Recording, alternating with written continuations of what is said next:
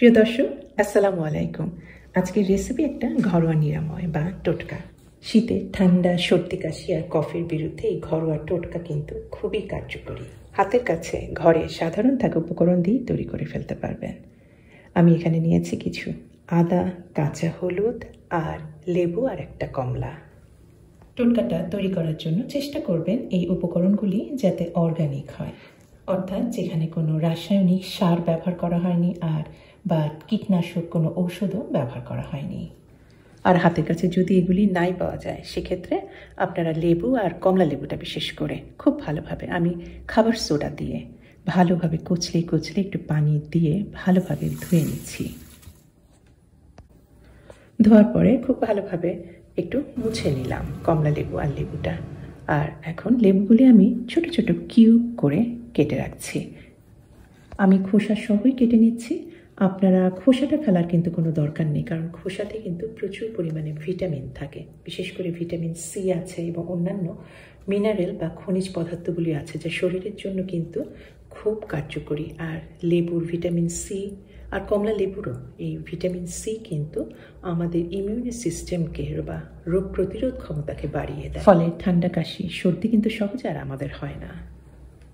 কাটাকাটির মধ্যে কমলা লেবুর চোকাটা কিন্তু আমি ফেলে দিয়েছি, আর এটা আমি ওইভাবেই লেবুর মতো ছোট ছোট টুকরা করে রাখলাম। লেবু আর কমলা লেবুর পরে আমি আর তিনটে উপকরণই কাটবো।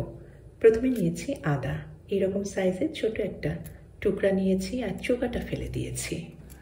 পাতলা পাতলা স্লাইস করে নিয়েছি। আদার ভেতরে যে মিনারেল আর ভিটামিনগুলি রয়েছে সেগুলি কিন্তু আমাদের সর্দি কাশি থেকে রক্ষা করে। আর এইরকম ছোট সাইজের একটা কাঁচা হলুদের টুকরা নিয়েছি, চোকাটা ছাড়িয়ে নিয়েছি আর এটাই আদার মতোই ছোট ছোট পাতলা পাতলা স্লাইস করে নিলাম। কাঁচা হলুদে যে সমস্ত মিনারেলস আর ভিটামিন রয়েছে সেটা কিন্তু ব্যাকটেরিয়ার বিরুদ্ধে খুব শক্ত প্রতিরোধ গড়ে তোলে। আর নিয়েছি দুটা রসুন কোয়া, আমি চোকা ছাড়িয়ে পাতলা পাতলা স্লাইস করে রাখছি। রসুন শুধু আমাদের ঠান্ডা, সর্দি, কাশি থেকেই রক্ষা করে না, এটা আমাদের হার্টকেও কিন্তু সুস্থ রাখতে সাহায্য করে। এখন এই সমস্ত কিছু একটা বাটিতে নিয়েছি, মেশাতে হবে। আর রসুনটা আমি একটু গ্রেট করে রাখছি।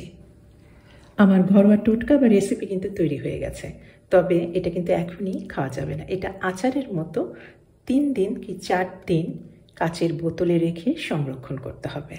এখানে আমি আপনাদেরকে একটু দেখিয়ে দিই আমি যে কাচের বোতলে সংরক্ষণ করব, এটা আমি খুব সাবান পানি দিয়ে ভালোভাবে ফেনা করে নিয়েছি, তারপরে ধুয়ে নিচ্ছি। এতে বোতল খুব ভালোভাবে জীবাণুমুক্ত হবে। আর এটা শুকানোর জন্য আমি রোদে রেখেছি। 1 ঘন্টা কি 2 ঘন্টার মধ্যে এই ভেজা বোতল সম্পূর্ণ শুকিয়ে যাবে। একটা জিনিস আপনাদের জানিয়ে রাখি, স্টেরিলাইজ বা জীবাণুমুক্ত করার জন্য সূর্যের আলোর উপরে কিন্তু আর কিছুই নাই। সূর্যের আলোই কিন্তু সবচাইতে ভালো স্টেরিলাইজার। এখন এই সমস্ত কিছু উপকরণ বোতলের মধ্যে শুকনা হয়ে গেছে। বোতলটা আমি তার মধ্যে ভরে নিয়েছি।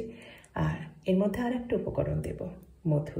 ন্যাচারাল মধু দেওয়ার চেষ্টা করবেন, সুগার সিরাপ বা চিনির কোনো সিরাপ এরকম কিছু দেবেন না, একদম খাঁটি মধুটা দেওয়ার চেষ্টা করবেন। মধুতে রয়েছে প্রচুর অ্যান্টিব্যাকটেরিয়াল প্রপার্টি, আর এটা আমাদের ইমিউন বা রোগ প্রতিরোধ ক্ষমতাকে বাড়াতে সাহায্য করে। আর যার ফলে মধু আমাদের সর্দি, কাশি, ঠান্ডা আর কফের বিরুদ্ধে একটা শক্ত প্রতিরোধ তৈরি করে।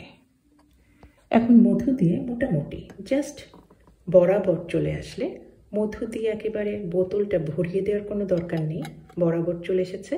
এখন এটা আমি রেখে দেব নর্মাল ফ্রিজে, রেখে দেব 4 দিনের জন্য। তবে রাখার ক্ষেত্রেও নর্মাল ফ্রিজে তো একটা আলো জ্বলে, এই কারণে কিন্তু আমি রেখেছি একটা প্যাকেটের মধ্যে, কারণ ভিটামিন সি কিন্তু আলোতে, তাপে, গরমে নষ্ট হয়ে যায়। ফিরে আসছি 4 দিন পরে। আজকে 22শে ফেব্রুয়ারি, 4 দিন হয়ে গিয়েছে। তৈরি হয়ে গেছে আমার ঘরোয়া উপশম। এই 4 দিনের মধ্যে লেবু, কমলা লেবু, আদা, রসুন আর কাঁচা হলুদের সমস্ত নির্যাস মধুর মধ্যে চলে গিয়েছে। এটা খাওয়ার একটা নিয়ম আছে, এটা সবচাইতে ভালো হয় ভালো ফলটা পাওয়ার জন্য খালি পেটে সকালে খাবেন। আর এটার মধ্যে যে পানি আমি দিয়েছি এটা কিন্তু হালকা গরম পানি, 1-2 টেবিল চামচ আপনার পছন্দ মতো দিয়ে দেন। তারপরে ভালোভাবে মিশিয়ে নিলে খেয়ে নেন খালি পেটে।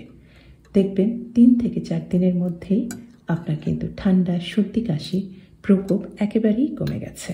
আশা করি উপকার পাবে। আশা করছি আজকের রেসিপি অনেকেরই ভালো লেগেছে বা উপকারে এসেছে। আর উপকারে আসলে আপনাদেরকে অনুরোধ করব অবশ্যই আমার চ্যানেলকে সাবস্ক্রাইব করে আমার চ্যানেলের সাথে থাকবেন। তাহলে আজকে এখানেই শেষ করছি। সবার সুস্বাস্থ্য আর কল্যাণ কামনা করে আমি হুমায়রা। আল্লাহ হাফিজ।